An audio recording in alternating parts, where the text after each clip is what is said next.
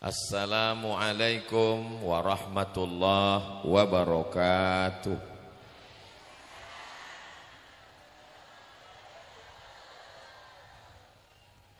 Minum kopi di waktu malam bersama dengan teman-teman. Dari bunyi sambutan salam, kelihatannya jamaah kepanasan. Apa kabar Bapak Ibu semua? Saya alhamdulillahi rabbil alamin.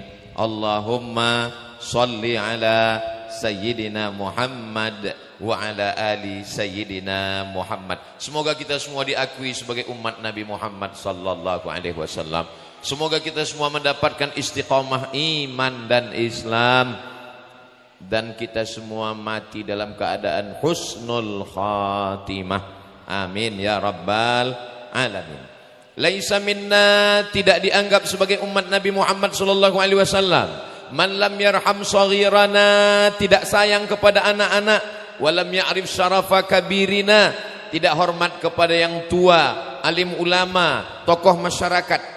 Yang berhadir pada saat hari ini Raden Kiai Haji Ahmad Fauzi Tijani, pimpinan Pondok Pesantren Al-Amin Perenduan, kakak kelas saya di Al-Azhar Mesir.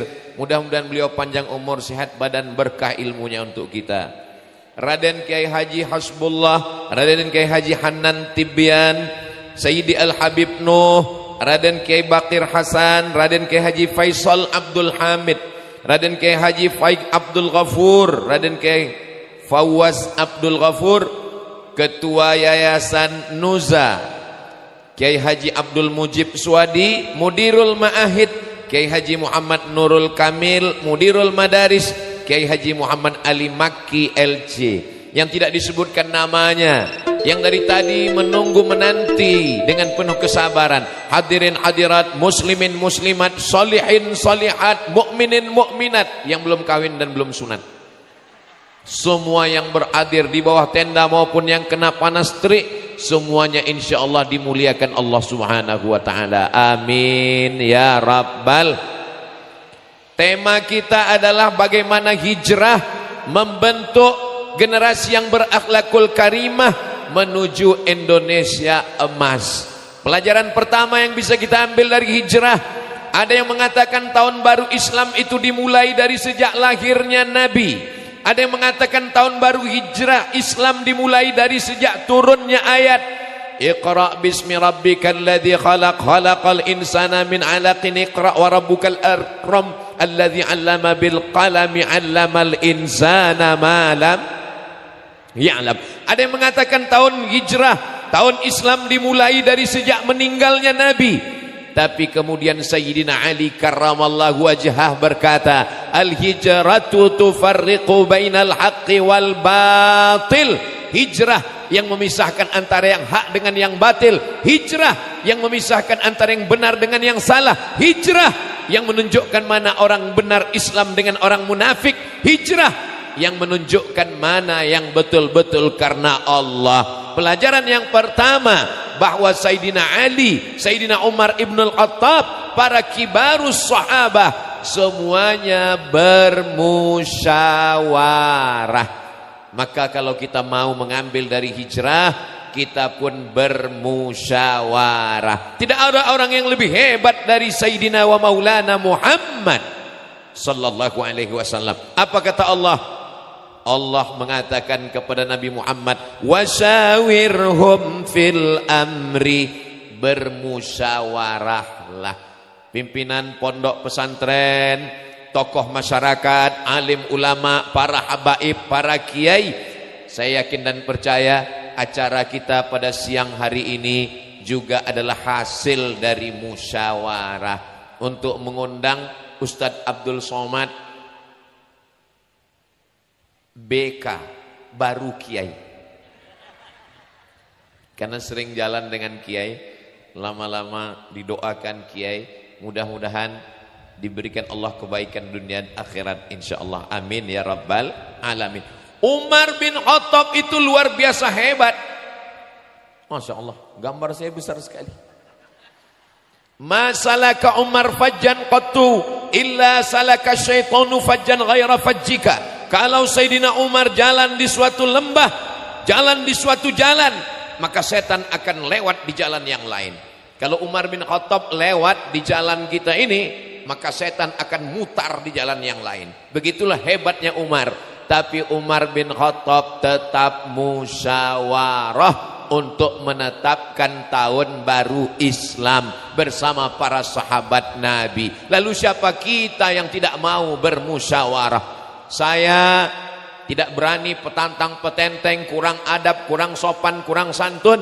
Maka kalau saya datang ke satu daerah, saya tetap musyawarah dengan para alim, para ulama, hadratul muhtaramin wal mukarramin. Sahibud dar a'lamu bidarihi. Yang punya rumah lebih ngerti. Maka saya kalau datang ke Pulau Madura, itu yang bawa saya keliling adalah Raden Kiai Haji Dr. Ahmad Fauzi Tijani. Beliau bermusyawarah dengan tim, dengan Iqbal, Ikatan Alumni Al-Amin Perenduan, membawa saya ke sana kemari. Pokoknya saya enggak mikir, di mobil tinggal baca doa naik mobil. Bismika Allahumma ahya wa amut. Jangan dibaca sekarang, nanti bisa tertidur. Kita ini manusia yang lemah.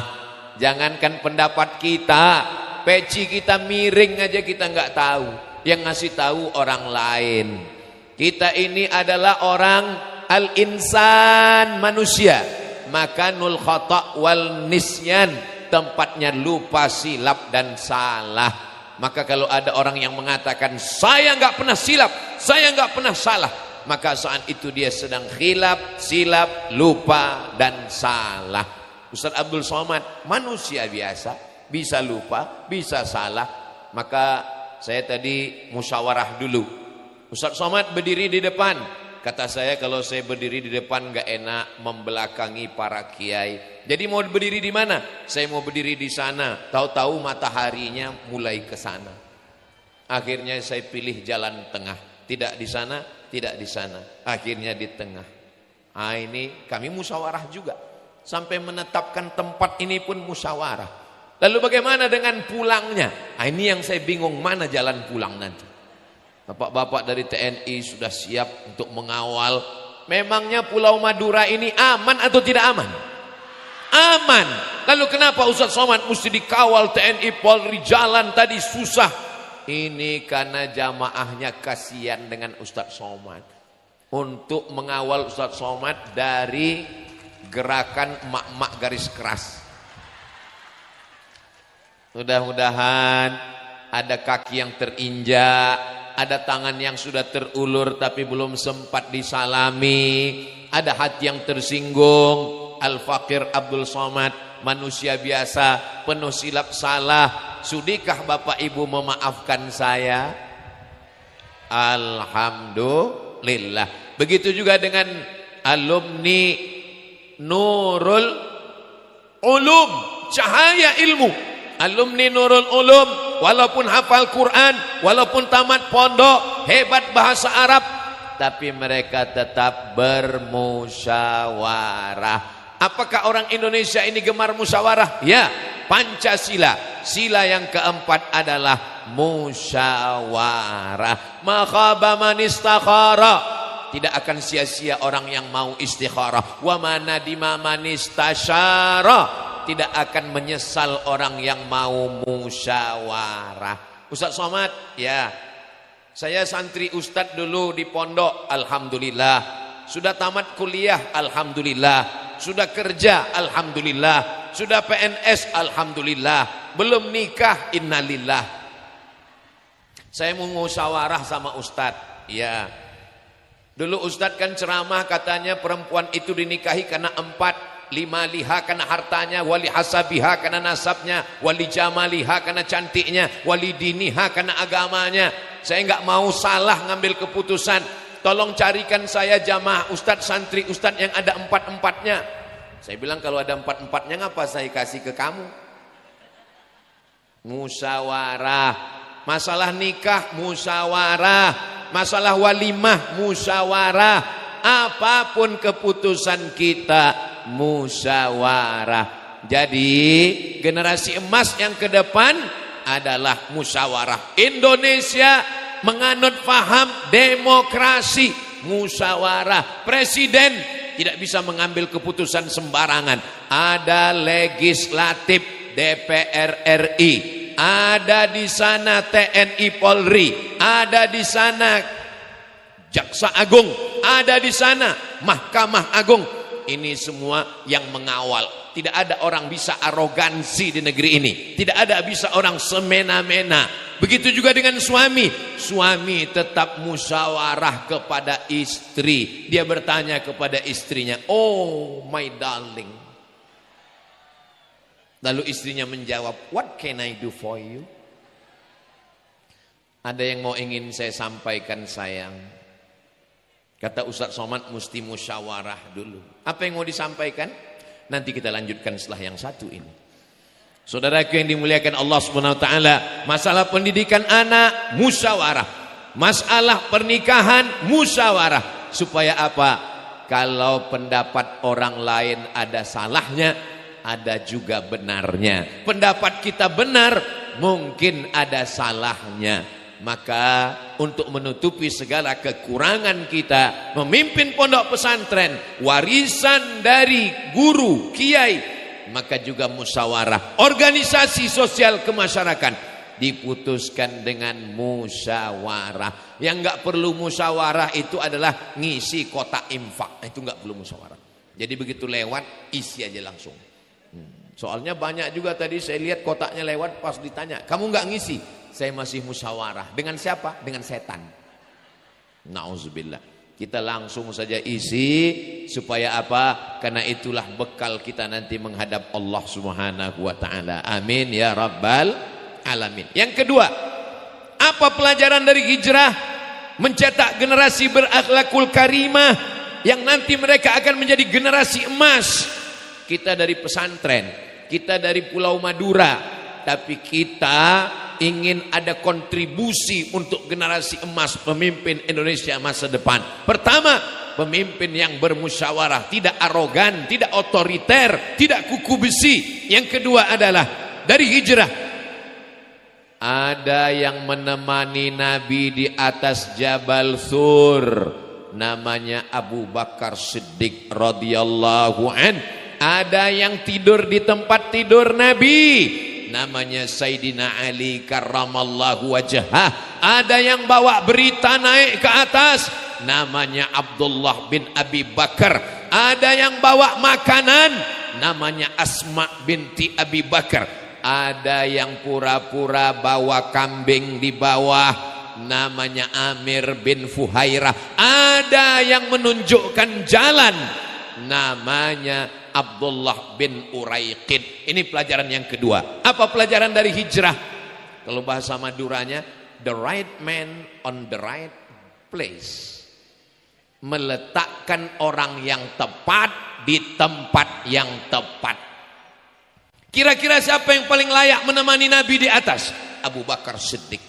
Siapa yang menggantikan Nabi di tempat tidur Nabi? Ali bin Abi Thalib. Siapa yang akan bawa berita? Segala berita mesti diupdate setiap hari. Karena Nabi 3 hari 3 malam. Malam Jumat, malam Sabtu, malam Ahad.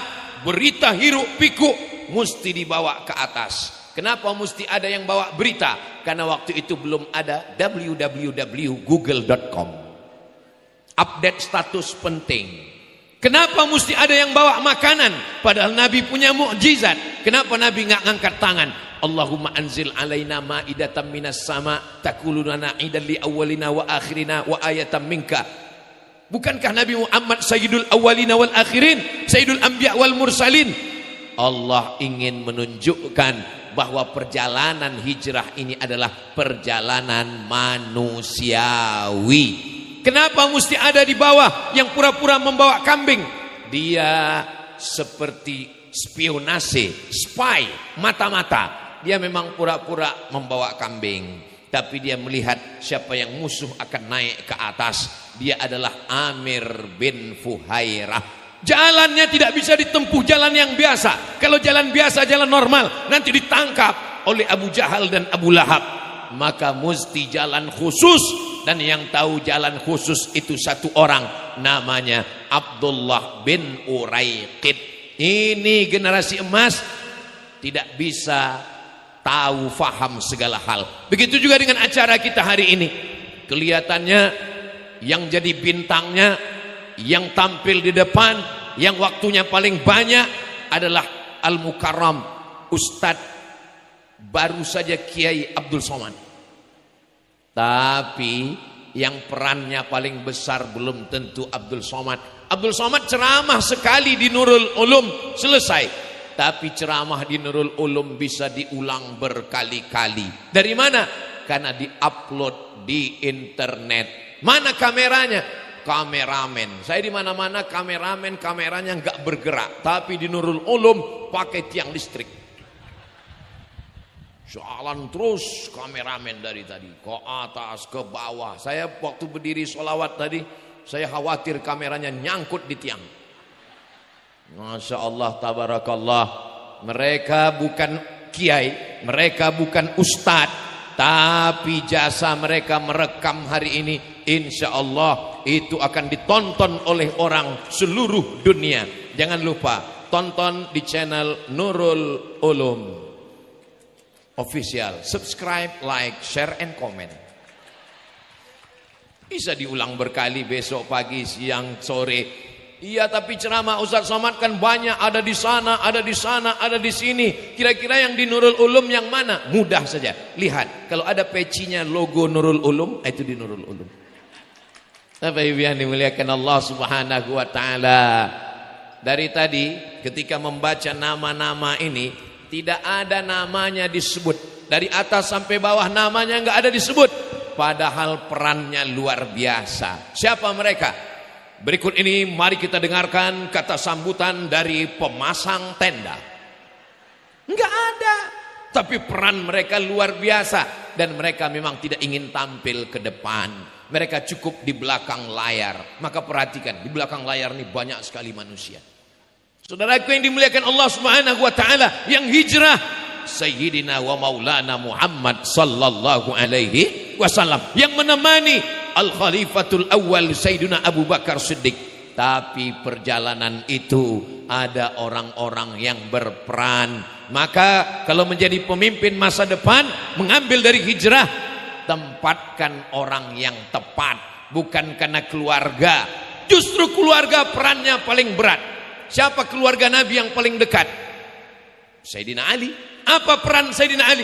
Oh, Ali ringan sekali. Sayyidina Ali tidak bawa makanan. Sayyidina Ali tidak naik ke atas. Sayyidina Ali tidak bawa kambing. Sayyidina Ali hanya tidur di tempat tidur. Tuh, Nabi Muhammad menempatkan keluarganya, bebannya kok ringan. Memang beban Sayyidina Ali ringan. Tugasnya hanya tidur di tempat tidur Nabi. Tapi bayangkan kalau anak-anak muda Quraisy yang malam itu datang bawa golok pedang panjang dan mereka tidak membuka selimut Sayyidina Ali, mereka cincang. Justru yang resiko paling besar diberikan kepada keluarga. Yang beban paling berat diberikan kepada Sayyidina Ali. Inilah pelajaran penting yang sekarang tidak banyak dilakukan orang. Ini adalah sunnah Nabi Muhammad sallallahu alaihi wasallam. Apa pelajaran yang bisa kita ambil berikutnya? Yang pertama adalah musyawarah. Yang kedua, jangan one man show. Tampil sendiri. Saya bisa segalanya. Yang bisa segalanya itu hanya Allah. Wa huwa ala kulli syai'in qadir. Sedangkan manusia enggak bisa segalanya. Abdul Somad, jangankan untuk masang tenda, ceramah ini, seandainya teknisi sound system ini nakal saja sedikit, ayo kita kerjai, kita prank Ustaz Somad. Dimatikannya sound ini, hilang sound.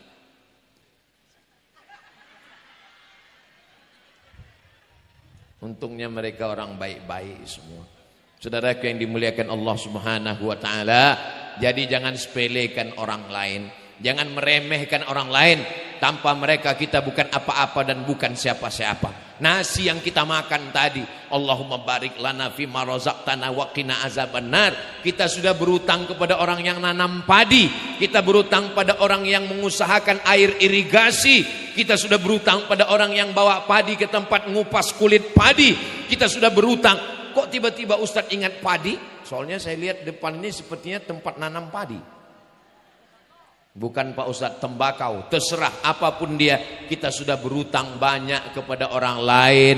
Kalau kita belum bisa balas mereka, doakan mereka. Semua yang berkontribusi sehingga terwujudnya acara kita siang hari ini. Kalau dia masih hidup, mudah-mudahan panjang umurnya, berkah diri.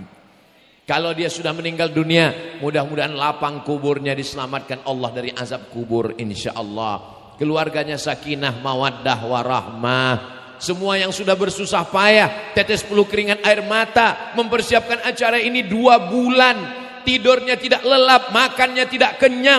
Mudah-mudahan dibalas Allah kebaikan. Kalau dia dililit hutang, dilunaskan Allah hutang-hutangnya.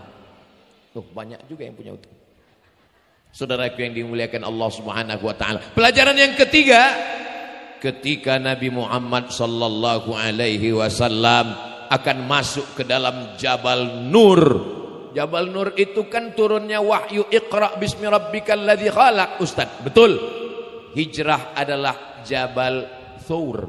Ketika akan masuk ke dalam gua di Jabal Thur, Nabi mau masuk, kata Sayyidina Abu Bakar, jangan masuk ya Rasulullah. Kenapa?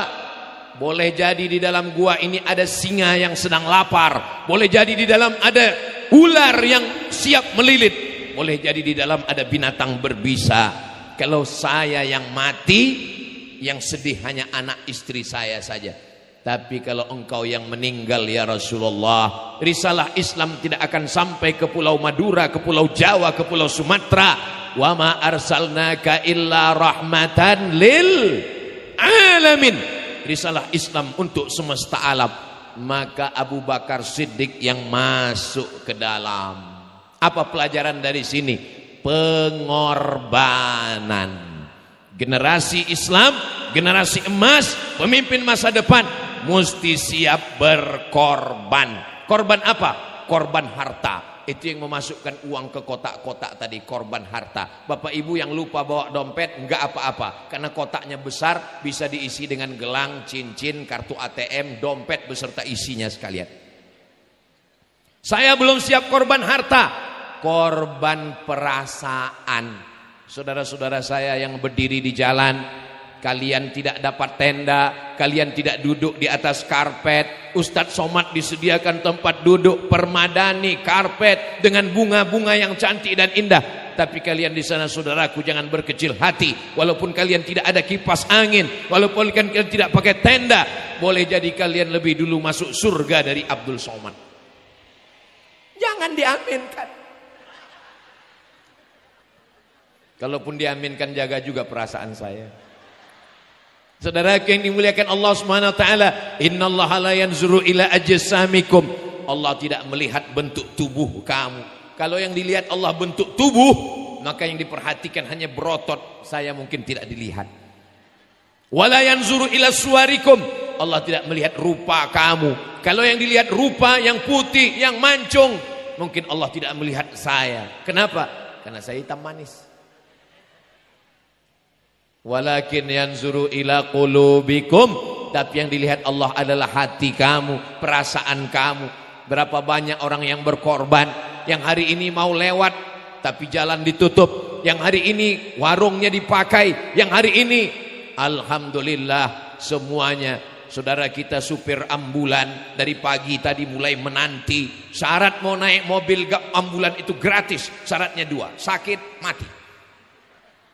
Saudaraku yang dimuliakan Allah Subhanahu wa taala, teknisi kita yang mengatur mesin diesel, maka ini semuanya siap, maka berkorban. Sayyidina Abu Bakar Siddiq di dalam, jangan masuk ya Rasulullah, biarkan saya yang masuk. Abu Bakar Siddiq masuk ke dalam. Setelah dia lihat bersih, tidak ada singa, tidak ada harimau, tidak ada macan, tidak ada ular, tidak ada binatang berbisa. Setelah bersih, barulah dia persilakan Sayyidina wa Maulana wa Syafi'ina wa Zuhrina wa Qurrati A'yunina Muhammad sallallahu alaihi wasallam. Coba seandainya yang hijrah malam itu bukan Abu Bakar, tapi Abdul Somad. Apa kata Abdul Somad? Silakan masuk ya Rasulullah. Kenapa? Karena engkau pasti ada yang menolong semua malaikat. Sedangkan aku, siapa yang mau menolongku? Itulah kenapa kita jangan sakit hati, jangan kecewa. Ketika sahabat-sahabat Nabi itu di ujung namanya Abu Bakar RA, Ali RA, Utsman RA. Apa RA? Radhiyallahu an. Allah meridai mereka. Ini pondok pesantren Nurul Ulum bisa tegak berdiri karena pengorbanan. Negeri ini bisa merdeka karena pengorbanan. Acara ini bisa terwujud karena pengorbanan. Sekarang manusia tidak mau lagi berkorban, maunya cuman mengorbankan hewan korban. Saudaraku yang dimuliakan Allah Subhanahu wa taala, generasi emas bukan hanya sekedar hebat nahwu, sharaf, balaghah, ma'ani, bayan, mantik. Generasi emas bukan cuma hafal Quran. Generasi emas adalah generasi yang siap berkorban. Apakah jamaah ini siap berkorban? Lah, kok jamaahnya enggak jawab Pak Ustaz? Laki-laki memang enggak berkata-kata. Kenapa? Karena uang dipegang istrinya. Saudaraku yang dimuliakan Allah Subhanahu wa taala, apakah ibu siap berkorban? Beda. Kalau mereka tuh jawab langsung siap. Kalau laki-laki dia diam. Kenapa diam? Dia mikir. Saudaraku yang dimuliakan Allah Subhanahu wa taala, pengorbanan. Pengorbanan, kakinya berdarah, pelipisnya, giginya patah. Pengorbanan Sayyidina wa Maulana Muhammad sallallahu alaihi wasallam. Kita lahir ke dunia ini karena pengorbanan. Siapa yang berkorban? Ibu mengandung, melahirkan, menyusukan. Makanya ada lagunya, ibu engkaulah wanita yang mulia, jasamu dibandingkan ayah. Kau mengandung, melahirkan, mengandung lagi, melahirkan lagi.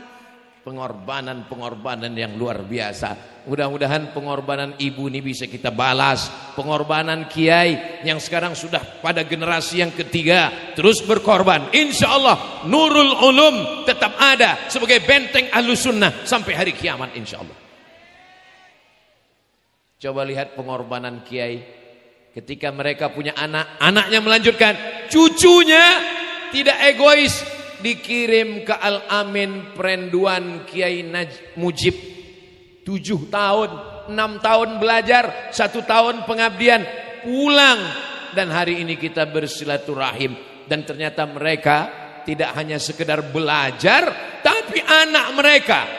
Saya ini wali muridnya Ustadz, wali santri. Saya ini bukan alumni, ada yang alumni dan ada yang anaknya tetap dikirim lagi dari keluarga ini. Mereka, saya pertama ketika belum sampai ke Pulau Madura. Pulau Madura ini terkenal dengan banyaknya pondok pesantren. Apakah sesama mereka, sesama kiai pondok pesantren ini terjadi gesekan, permusuhan, konflik?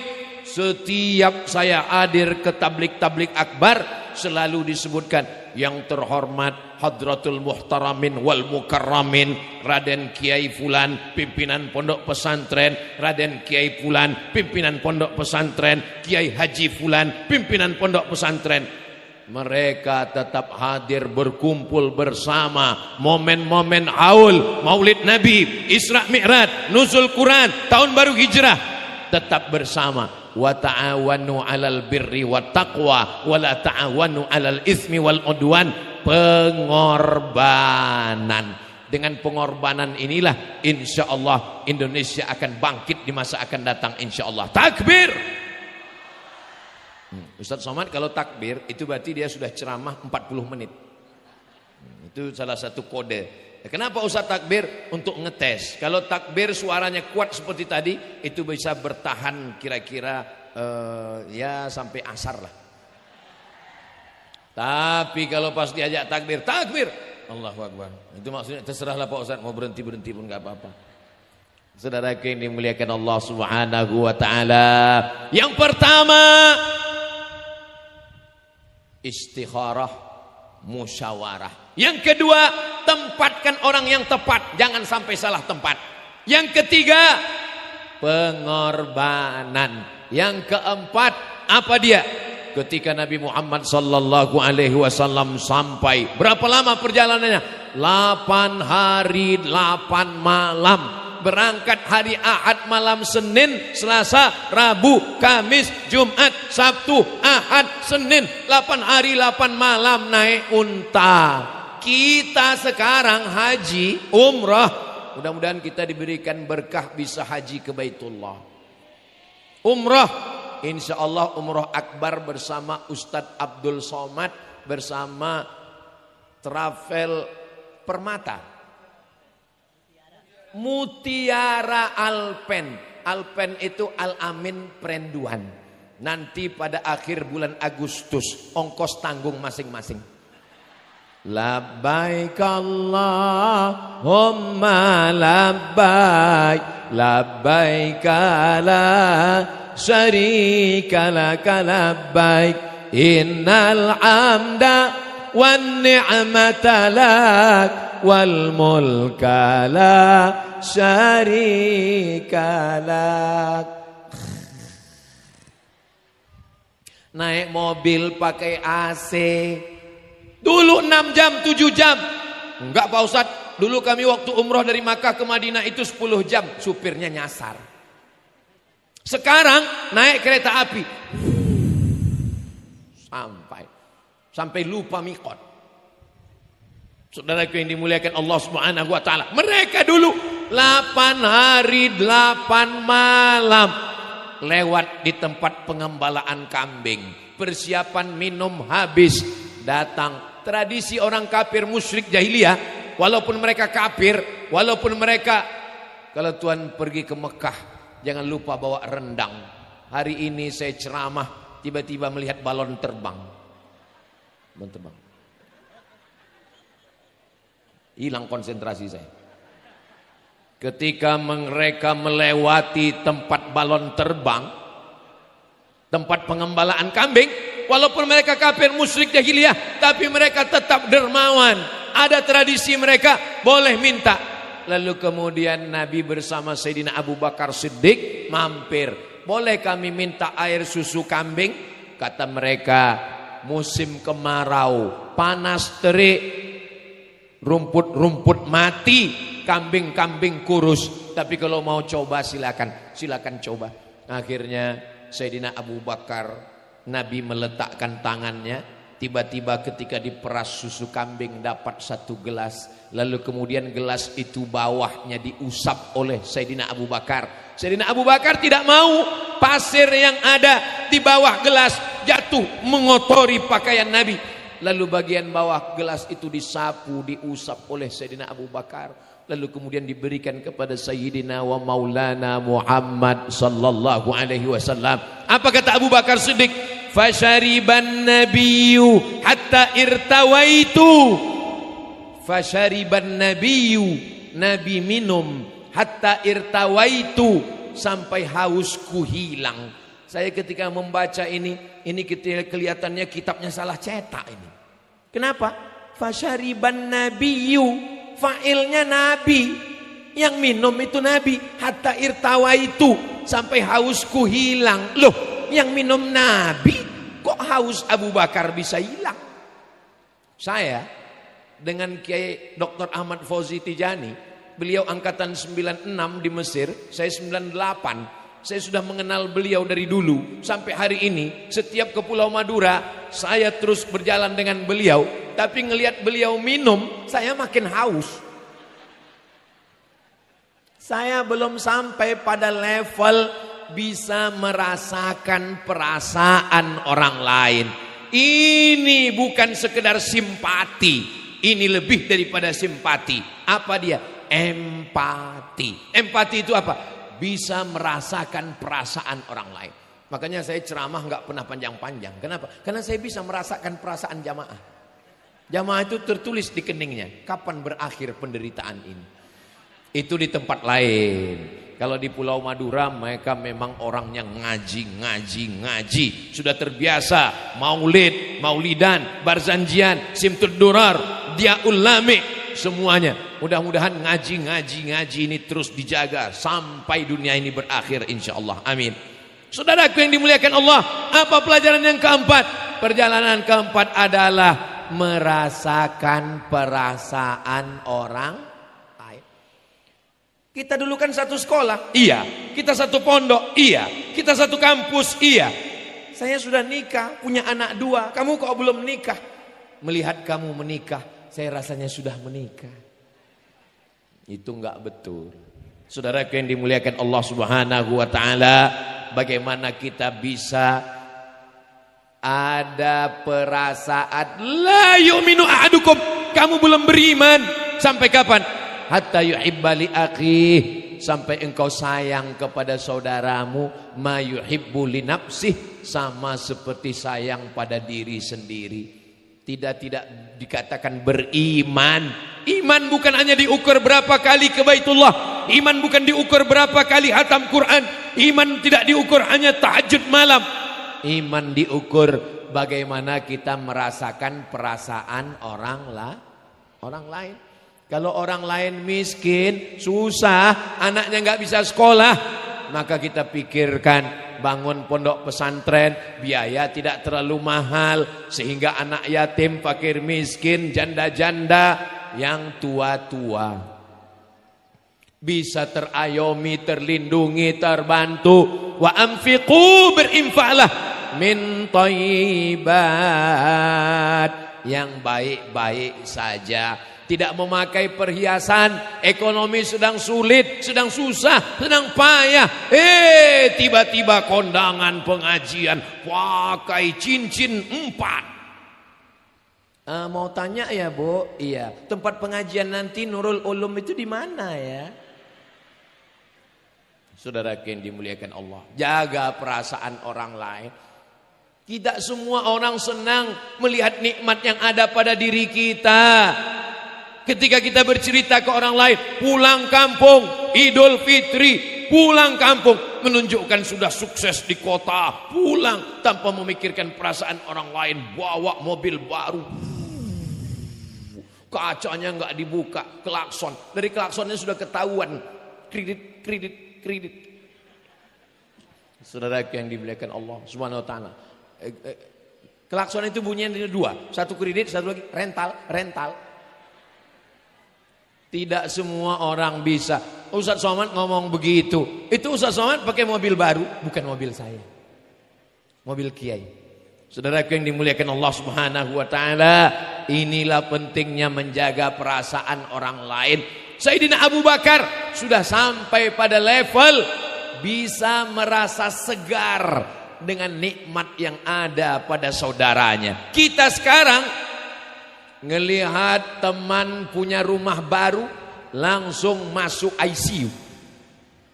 Ngelihat tetangga beli kulkas baru, dia yang kedinginan. Ngelihat teman punya istri baru, ninggal. Saudaraku yang dimuliakan Allah Subhanahu wa taala, mudah-mudahan kita bisa ikut bahagia dengan kebahagiaan orang lain insyaallah. Tapi kalau saya lihat dari senyum Bapak Ibu hari ini kelihatannya jamaah ini bahagia semua.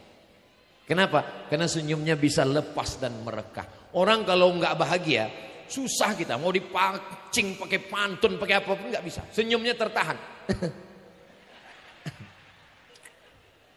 Tapi hari ini kelihatannya jamaah semua bahagia insya Allah. Amin. Bahkan yang tersenyum bukan hanya yang ada di bawah tenda, yang berada di jalan pun tersenyum semua. Hai guys. Hai Besti. Saudara yang dimuliakan Allah Subhanahu wa taala, apa yang menyatukan kita? Ustaz Somad dari Pulau Sumatera, sekarang di Pulau Madura. Ustaz Somad orang Melayu, ini saudara saya.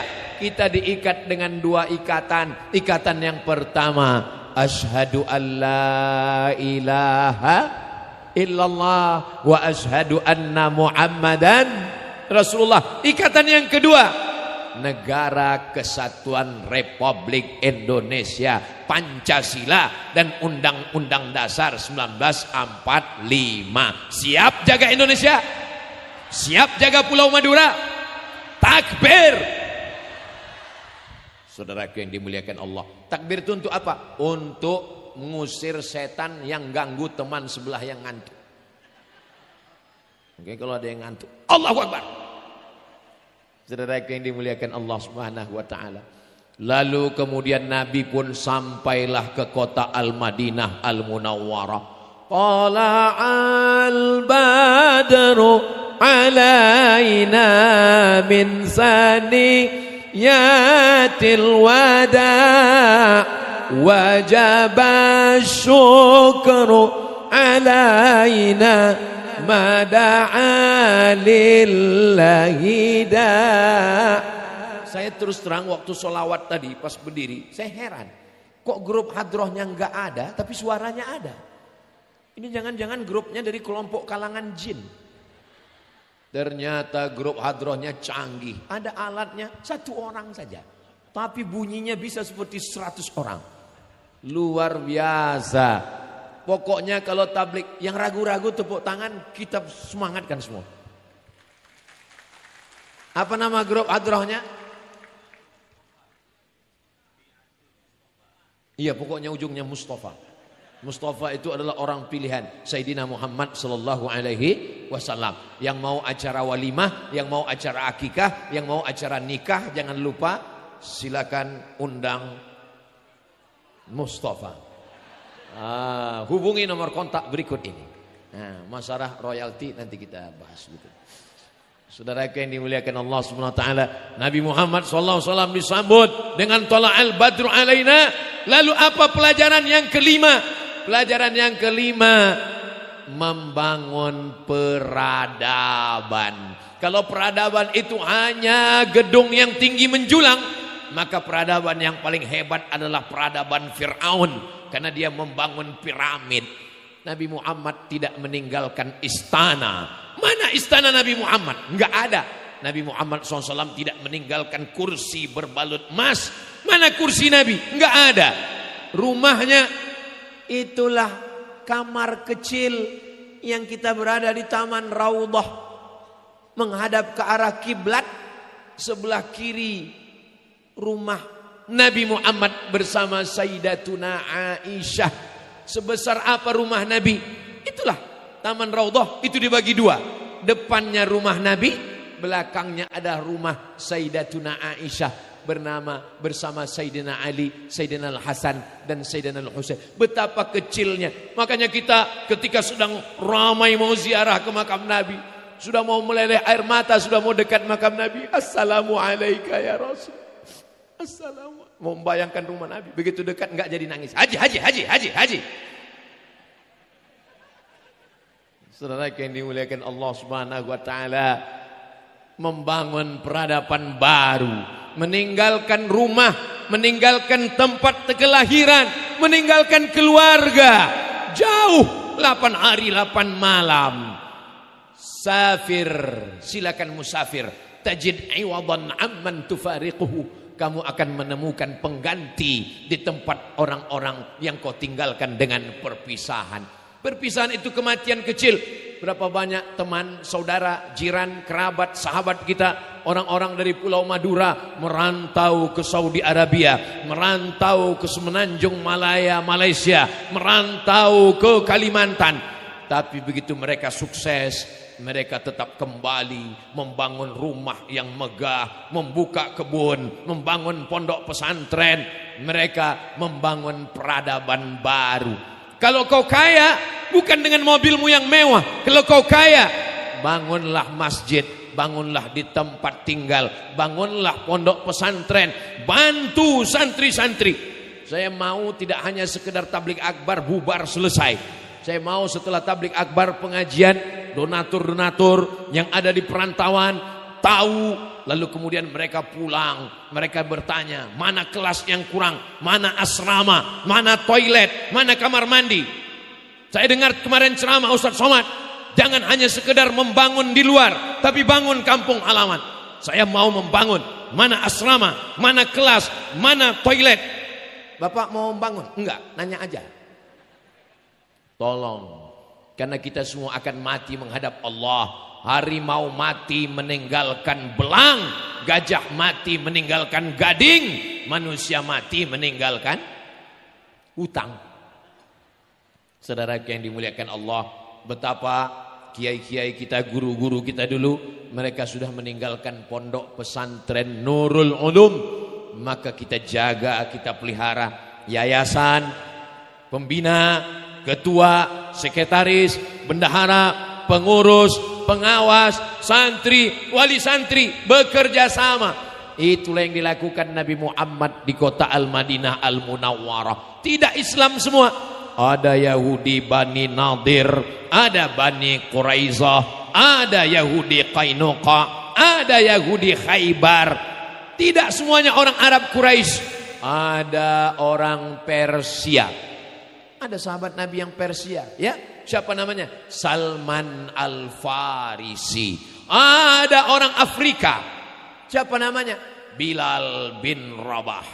Mesir, Afrika Utara. Di bawah Mesir, Sudan. Antara Mesir dan Sudan ada satu kampung namanya Nubia, Afrika Utara. Kulit mereka dua, antara hitam dan hitam sekali. Tapi jangan lihat warna kulitnya. Ketika Nabi membersihkan Ka'bah, beliaulah yang diperintahkan untuk naik ke atas mengumandangkan azan. Bukan Abu Bakar Siddiq mertua Nabi, bukan Ali bin Abi Thalib menantu dan sepupu Nabi, tapi Bilal bin Rabah. Nabi membangun peradaban, tidak membedakan kulit hitam dan kulit putih. La farqa bainal arabi wal ajam. Tidak ada beda antara Arab dengan yang bukan Arab. Wala farqa bainal abyadi wal aswad. Tidak ada beda antara yang kulit hitam dengan kulit putih. Kullukum min Adam. Semua kamu diciptakan dari Adam. Wa Adam min turab.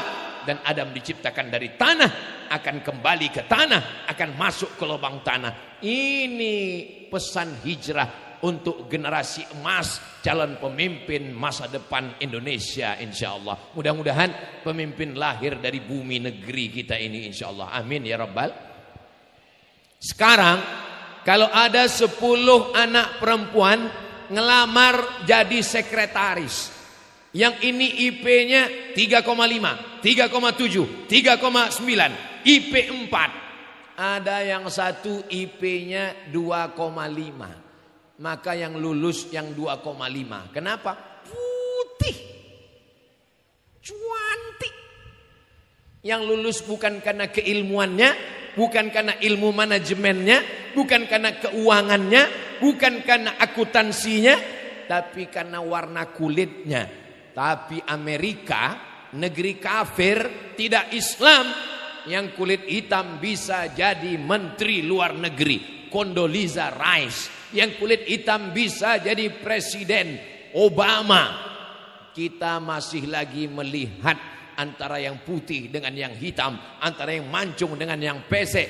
Di dalam Islam kita diajarkan, inna akramakum indallahi, yang paling mulia di sisi Allah, atqakum, orang yang paling takut kepada Allah subhanahu wa ta'ala. Ini kita tanamkan pesan-pesan dari hijrah Nabi Muhammad sallallahu alaihi wasallam. Kira-kira 5 poin tadi bisa diingat.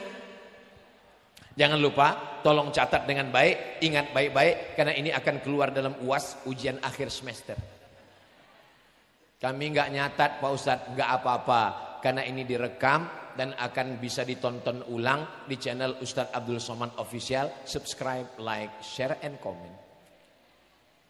Allahumma arhamna bil Qur'an waj'alhu lana imamaw wa nuraw wa hudaw wa rahmah. Allahumma dzakirna minhuma nasina wa 'allimna minhuma jahilna warzuqna tilawatahu ana al-laili wa atrafan nahar waj'alhu lana hujjatan ya